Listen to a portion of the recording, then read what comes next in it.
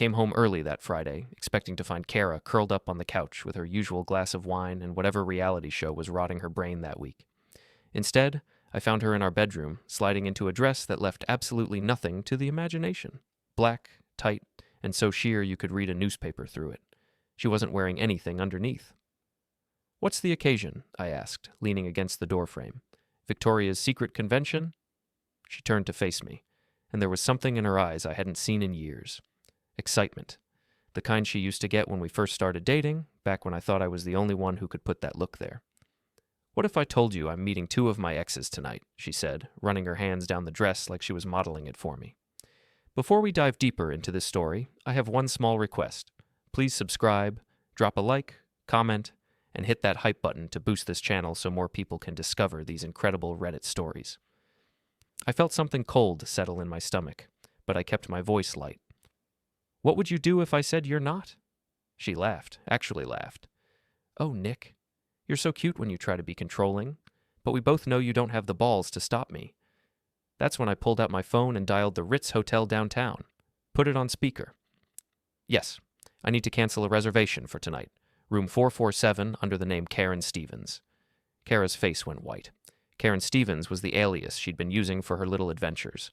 I'd known about it for weeks. "Certainly, sir. That room was booked for 3 guests, correct?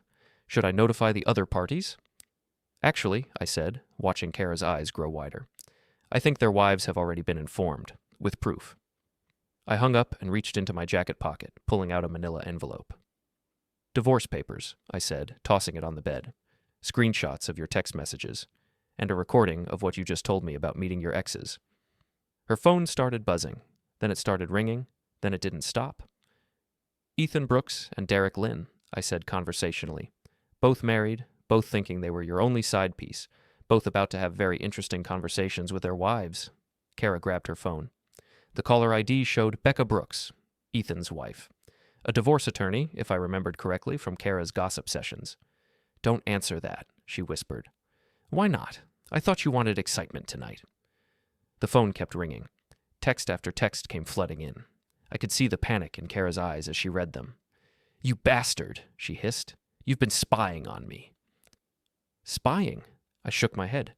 "Honey, you left your iCloud password on a sticky note on your computer for 6 months. I've been reading your messages like the morning newspaper." Her phone rang again. This time it was Derek. "You might want to change clothes," I said, heading for the door. "You look desperate. Oh, wait, you are." I left her standing there in that see-through dress, her phone exploding with calls from 2 very angry wives and 2 very panicked lovers. The night was young, and I was just getting started. 3 weeks earlier, I'd started noticing the signs. Late nights at the office, new lingerie showing up in the laundry, the way she'd clutch her phone like it contained state secrets. But the real giveaway was her best friend Megan. Megan Carter had been covering for Kara's affairs for months, and she wasn't subtle about it. Every time I asked where Kara was, Megan had an answer ready. Girls' night. Shopping. Spa day. Always delivered with this smug little smile that made me want to throw something. So I hired Anita Parsons, a private investigator who used to be a cop before she got tired of dealing with bureaucracy. 50-something, gray hair, and the kind of no-nonsense attitude that cut through bullshit like a chainsaw. "Your wife's not as clever as she thinks," Anita told me over coffee at Murphy's Diner. "She's been using the same hotel, same fake name, same credit card. It's like she wants to get caught." "Maybe she does," I said. "Maybe she's bored and looking for drama." "Well, she's about to get more than she bargained for." Anita slid a folder across the table. Photos, credit card statements, text message screenshots. Everything I needed to bury Kara's little fantasy life. "The 2 guys don't know about each other," Anita continued. "Brooks thinks he's special. Lynn thinks he's special. Your wife's been playing them against each other for months." I flipped through the photos. Ethan Brooks, real estate hotshot with perfect teeth and a Porsche. Derek Lin, tech entrepreneur who probably hadn't done an honest day's work in his life. Both married, both fathers, both about to learn what happens when you mess with another man's wife. "What's your plan?" Anita asked. "I'm going to give them exactly what they want," I said. "A night they'll never forget." That afternoon, I called my foreman Rick Soto. Rick was 28, street smart, and loyal as a golden retriever. He'd been working construction since he was 16, and he knew how to handle problems that required more than just paperwork. "Boss, you sure about this?" Rick asked as we sat in my truck outside the Harper house. I mean, I'm all for screwing over cheaters, but this seems pretty elaborate. Rick, my wife thinks I'm some kind of pushover. She's about to learn different. We spent the next hour repurposing Kara's BMW. Nothing illegal, nothing that would cause an accident. Just a few modifications that would leave her stranded when she needed her car most. Remote key fob disabled, GPS tracker installed. And I'd already called the credit card companies to report suspicious activity on her accounts. She's going to be pissed, Rick said. She's going to be walking home in that dress, I replied. In this neighborhood, that's going to generate some interesting conversations. Mrs. Doyle from next door was already peeking through her curtains. The woman was 85 and had been the neighborhood gossip coordinator since before I was born. By morning, half the town would know that Kara Harper had been seen walking home at midnight in a see-through dress, looking like she'd been crying. You're diabolical, boss, Rick said with admiration. I'm just getting started. The Harvest Festival was Castle Rock's biggest event of the year. Main Street got blocked off, local businesses set up booths, and pretty much everyone in town showed up to eat overpriced funnel cake and pretend they enjoyed small-town life. I hadn't planned to go, but Rick convinced me it would be the perfect place for Phase 2 of my plan. Think about it, boss. Everyone's going to be there, including your wife, her boyfriend's wives, and probably half the people who've been gossiping about this mess. He was right, and sure enough, I spotted Kara near the craft beer tent, trying to look normal while clearly dying inside. She'd managed to find regular clothes, but her face was puffy from crying, and her hands were shaking as she tried to make small talk with people who were obviously whispering about her. Megan was there too, playing the loyal friend role to the hilt, but I could see the strain around her eyes. Covering for a cheater was one thing when it was secret. Doing it when the whole town knew was another. Nick! Ethan Brooks appeared beside me like a bad rash. We need to talk. Do we? I took a sip of my beer and looked him up and down. Designer jeans, polo shirt that probably cost more than most people's car payments, and the kind of tan that came from a salon rather than honest work. You can't just destroy people's lives because you're jealous, he hissed, trying to keep his voice down. Jealous? I laughed loud enough that people started looking our way. Of what? Your receding hairline, your midlife crisis, Porsche, or maybe your wife's law degree? His face flushed red. You son of a... Careful, I said quietly. Your wife's watching. And she was. Becca Brooks stood about 20 feet away, arms crossed, looking like she was ready to serve divorce papers right there in the middle of the festival. She'd obviously gotten my anonymous package of evidence, and from the look on her face, she'd believed every word. Ethan tried to grab my arm, but I stepped sideways and he stumbled forward, right into the chili booth. The volunteer manning the station, Big Mike from Murphy's Bar, had been ladling out samples, and Ethan walked straight into a full cup of 5-alarm chili that splashed all over his designer shirt. Oh, sorry about that, I said loudly. You should watch where you're going. The crowd that had gathered started laughing. Someone pulled out their phone to record Ethan trying to wipe chili off his shirt while his wife glared at him from across the festival grounds. This isn't over, Ethan muttered. You're right, I said. It's just getting started. That night, Rick and I paid a visit to Ethan's apartment complex. Nothing criminal, nothing that would get us arrested. Just a little creative expression.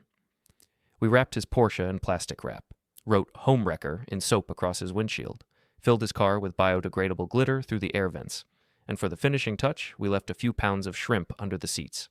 In the morning heat, that car was going to smell like low tide at a fish market. Derek Lin's Tesla got similar treatment, except we cut his charging cable and left a note. Looks like you're not the only one who knows how to disconnect. Both men came down to the parking garage around the same time the next morning. Rick and I watched from across the street as they discovered our handiwork, their wives standing behind them with expressions that could have frozen hell. You think we went too far? Rick asked. Not far enough, I said, pulling out my phone to record the chaos. Ethan Brooks was dumber than I'd given him credit for. Instead of cutting his losses and trying to salvage his marriage, he decided to confront me at my construction site after hours. Rick and I were going over blueprints for the Morrison project when we heard footsteps in the trailer. I looked up to see Ethan silhouetted in the doorway, and he looked like he'd been drinking. You think you're so smart, he slurred, destroying my car, humiliating me in front of the whole town. I think you did that to yourself when you decided to sleep with my wife, I said calmly. He stepped into the trailer, and I could smell the whiskey on his breath. She came to me, you know, said you were boring, said you couldn't satisfy her. Rick started to stand up, but I waved him back down. Is that what she told you? Same thing she told Derek? Ethan's face went blank. What? Derek Lin. Tech guy drives the Tesla that smelled like shrimp yesterday. You didn't know about him? Kara's been juggling both of you for months. You're lying. I pulled out my phone and showed him some of the screenshots Anita had collected. Text messages between Kara and Derek, time-stamped from the same days she'd been with Ethan. She was supposed to meet both of you that night, I continued. Room 447 at the Ritz. You and Derek and her. Some kind of twisted fantasy she'd been planning. Ethan grabbed for my phone, but Rick was faster. He snatched it away and stepped between us. I don't think so, pretty boy, Rick said. He was holding a crowbar he'd picked up from the workbench, not threatening exactly, but making it clear that Ethan was outnumbered. You want to know what your wife said when I called her? I asked. She thanked me, said she'd been looking for an excuse to divorce you anyway. That wasn't exactly true, but Ethan didn't need to know that. He lunged at me, but Rick was ready. He slammed the trailer door shut, the sound echoing like a gunshot. Ethan stumbled backward, and I grabbed him by the shirt, pinning him against the wall. Listen carefully, I said quietly. You're going to walk away from here.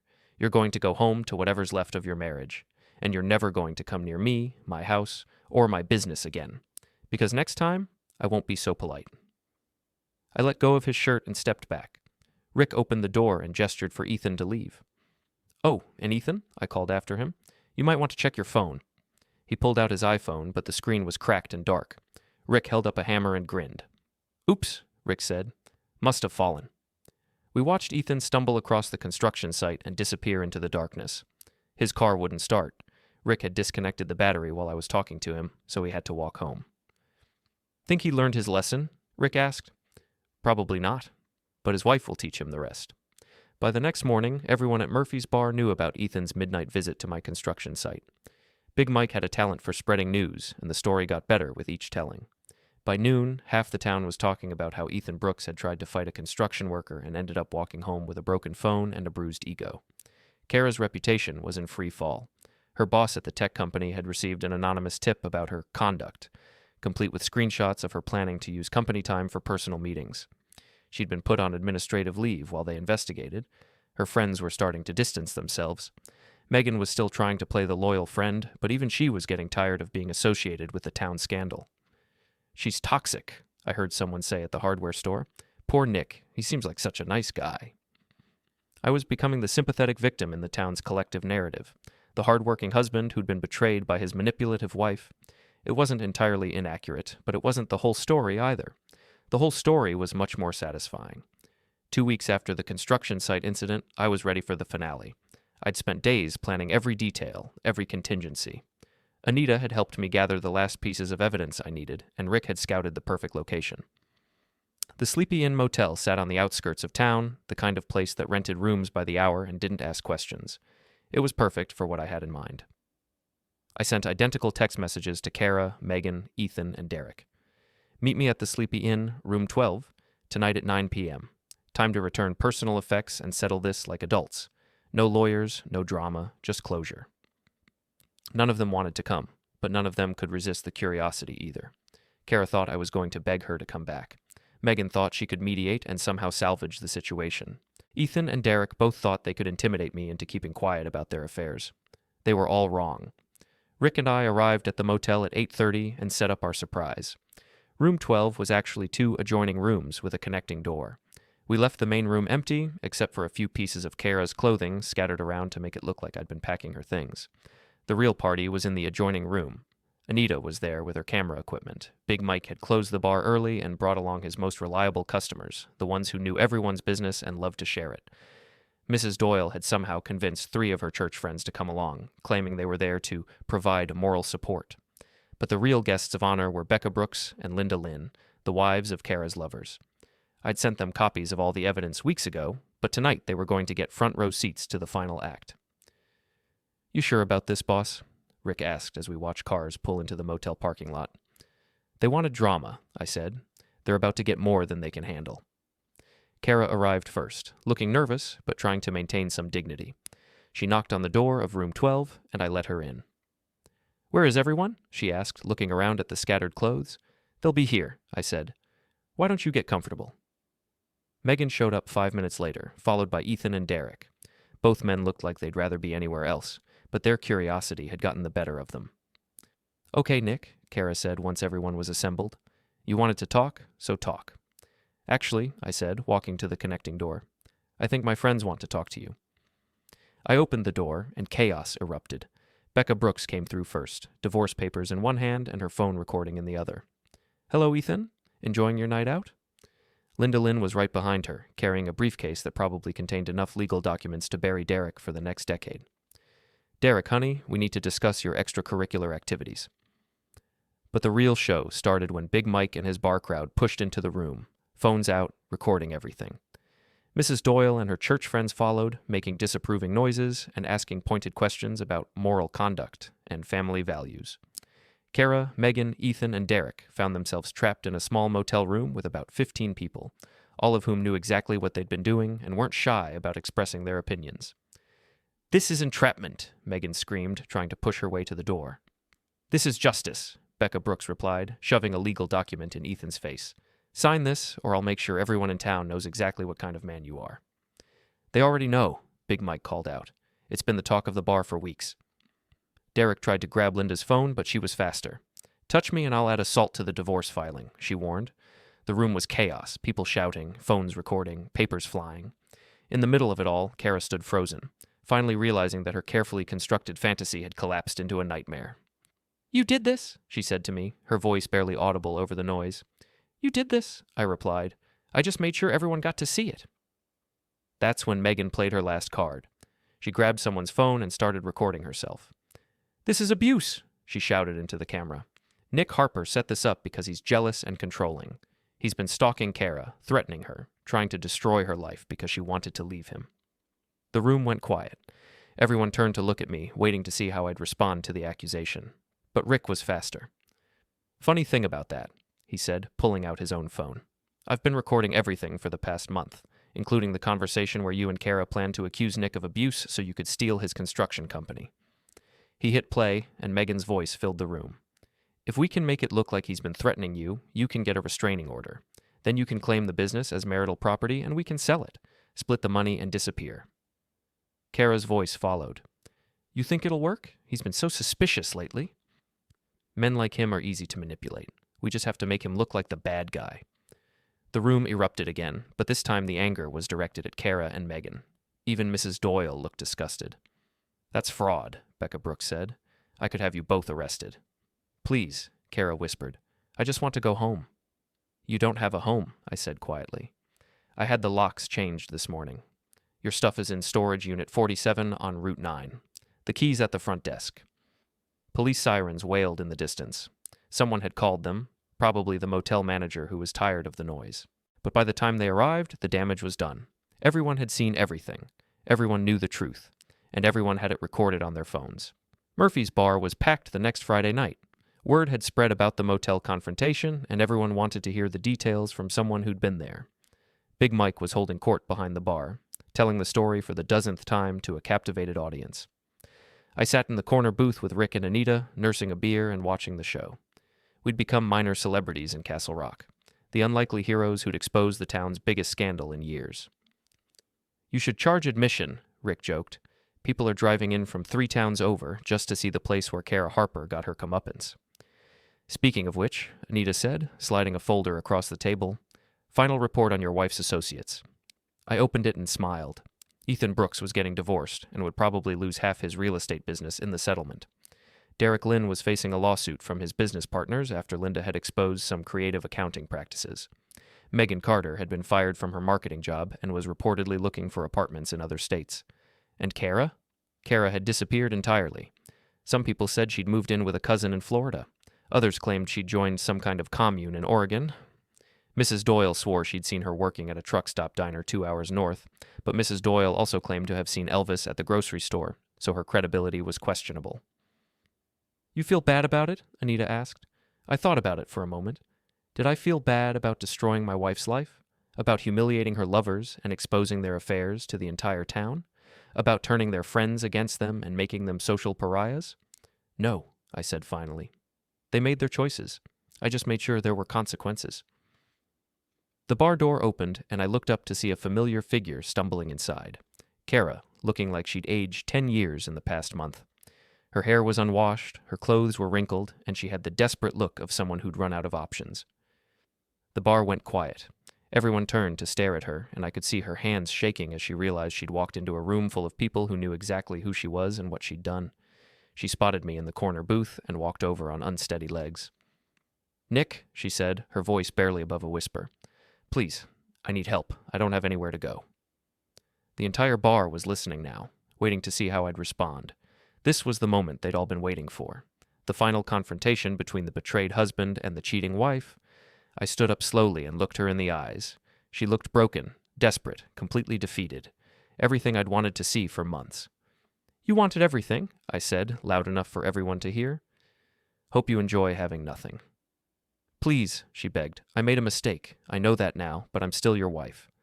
"No," I said, pulling out a folded document from my jacket pocket. "You're not. Divorce was finalized yesterday. You're not my wife. You're not welcome in my house. You're not even allowed on my property." I handed her the papers and sat back down. "The locks have been changed again, by the way, just in case you were wondering." Kara looked around the room at all the faces staring at her. Some looked disgusted, some looked pitying, but none looked sympathetic. She'd burned every bridge, alienated every friend, and destroyed every relationship she'd ever had. She turned and walked toward the door, her footsteps echoing in the silent bar. Just before she reached it, she turned back one last time. "You're a bastard, Nick Harper," she said. "Maybe," I replied. "But I'm a bastard with a house, a business, friends, and a reputation. What do you have?" She didn't answer. She just opened the door and walked out into the night. The bar stayed quiet for about 10 seconds after she left. Then Big Mike started clapping, and everyone joined in. They were applauding me like I just won the World Series. "Drinks are on the house," Big Mike announced. "For the man who proved that cheaters never prosper." Rick raised his beer in a toast. "To the boss, the man who turned revenge into an art form." I looked around the room at all the faces smiling at me, all the people who now saw me as some kind of folk hero. The hard-working man who'd stood up to his cheating wife and won. They were right, of course. I had won, completely and totally. Kara had lost everything. Her marriage, her home, her job, her friends, her reputation, her future. She was broken, homeless, and alone, with nothing but the clothes on her back and a lifetime of regret. Ethan and Derek had lost their marriages, their businesses, and their standing in the community. They'd been exposed as cheaters and liars, and everyone they knew would remember that for the rest of their lives. Megan had lost her job, her friends, and her credibility. She'd been revealed as a manipulative schemer who'd tried to help destroy an innocent man's life for money. And me? I had everything I'd started with, plus the satisfaction of knowing that justice had been served. I was the victim who'd fought back, the underdog who'd won, the good guy who triumphed over evil. It was perfect. It was complete. It was exactly what I'd planned from the moment I found Kara in that see-through dress. The night the dress stayed home was the night Kara lost it all, and I made damn sure she never forgot it.